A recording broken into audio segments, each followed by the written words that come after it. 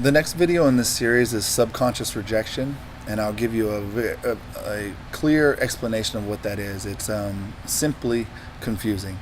So, subconscious rejection, the best way to explain it is when you first get a haircut, sometimes it doesn't look right to you and you're not comfortable with it. You see a lot of girls in the chair and they'll just start crying, even though it's exactly what they asked for. It's just not what they thought.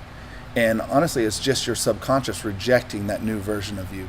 It's the same thing when you hear yourself for the first time recorded.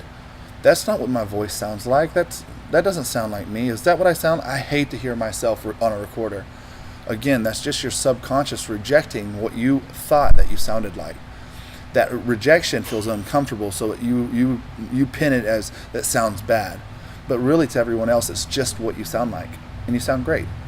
It's the same thing when you're recorded, on film. It's not comfortable at first. After you practice over time, you get more and more comfortable. Well, that same thing happens whenever you try to start creating a new version of yourself. Your subconscious will try to get you back to your old habits. Your subconscious will try to get you back to where it's comfortable.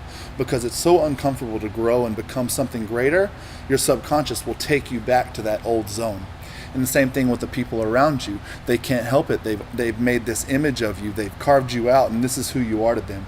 The moment you try to change that, even if it's for the better, they'll try to bring you back to where you were. And they're not doing it to be spiteful or mean. They're doing it because that's where their conscious really accepts you. That's what they're comfortable with. And if they're uncomfortable, their subconscious can't help but reach out and try to bring you back down.